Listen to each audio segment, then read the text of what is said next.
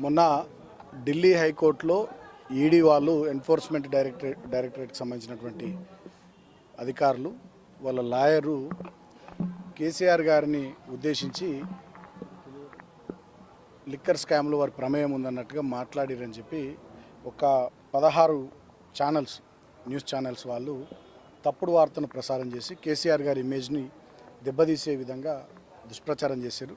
So దానికి సంబంధించి ఇవాళ బంజారాహిల్స్ పోలీస్ స్టేషన్ పరిధిలో 13 న్యూస్ ఛానల్స్పై కంప్లైంట్ ఇవ్వడం జరిగింది బీఆర్ఎస్ పార్టీ ప్రతినిధుల బృందం.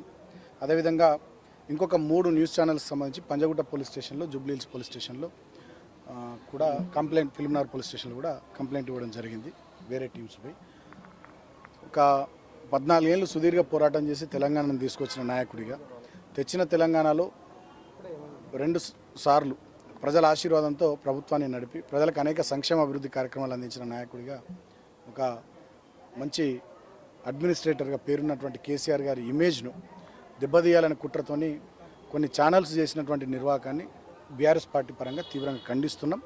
ఖచ్చితంగా ఇటువంటి ఫాల్స్ న్యూస్ను ప్రసారం చేసిన ఛానల్స్పై చర్య తీసుకోవాలని చెప్పి పోలీస్ అధికారులను కూడా బంజారాహిల్స్ పోలీస్ స్టేషన్ కలిసి కోరడం జరిగింది.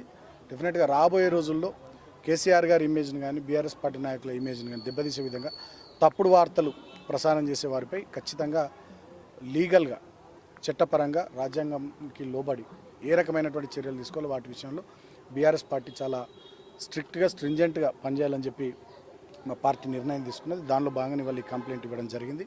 సో నేను మీడియా ద్వారా మీడియా వాళ్ళని కూడా కోరుతా ఉన్నా, ఇటువంటి తప్పుడు వార్తలు, దుష్ప్రచారాలు, ఒక అద్భుతమైనటువంటి నాయకుడికి సంబంధించి ఇటువంటి పనులు, ఇటువంటి ప్రచారాలు చేయడం మంచిది కాదు. ఇటువంటి పద్ధతిని మానుకోవాలని చెప్పి కూడా సదర్ మీడియా సంస్థలు నేను కోరుతా ఉన్నా. అనవసరంగా మీ టీఆర్పీ రేటింగ్ల కోసమో, లేకపోతే కేసీఆర్ గారి ఇమేజ్ను, కేసీఆర్ గారి బ్రాండ్ను దెబ్బతీయడం ద్వారా మా ప్రత్యర్థులకు ఏదో పనికొస్తామని చెప్పి మీరు అనుకుంటే మీ భ్రమ అవుతుంది. అది ఆకాశం మీద ఉమ్మేసినట్టు అవుతుంది తప్ప ఇంకోటి కాదు. కాబట్టి ఇటువంటి పద్ధతులను, ఇటువంటి చర్యల్ని మానుకోవాలని చెప్పి నేను సదరు మీడియా ఛానల్స్ అందరికీ కూడా హితవు పలుకుతా ఉన్నా.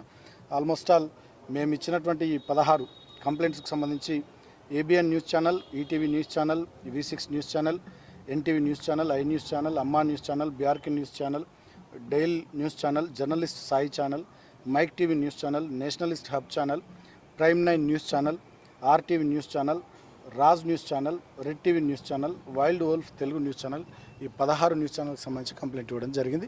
సో ఇక ముందైనా ఒక వార్తను ప్రసారం చేసే ముందు విధిగా దాంట్లో నిజమెంత, మంచెంత అనేటటువంటిది 1-2 సార్లు పరిశీలన చేసుకొని వార్తలు ప్రసారం చేయాలి తప్ప మా నాయకుని ఇమేజ్ దెబ్బతీసే విధంగా, మా పార్టీ ఇమేజ్ దెబ్బతీసే విధంగా అటువంటి తప్పుడు వార్తలను ప్రసారం చేయొద్దని చెప్పి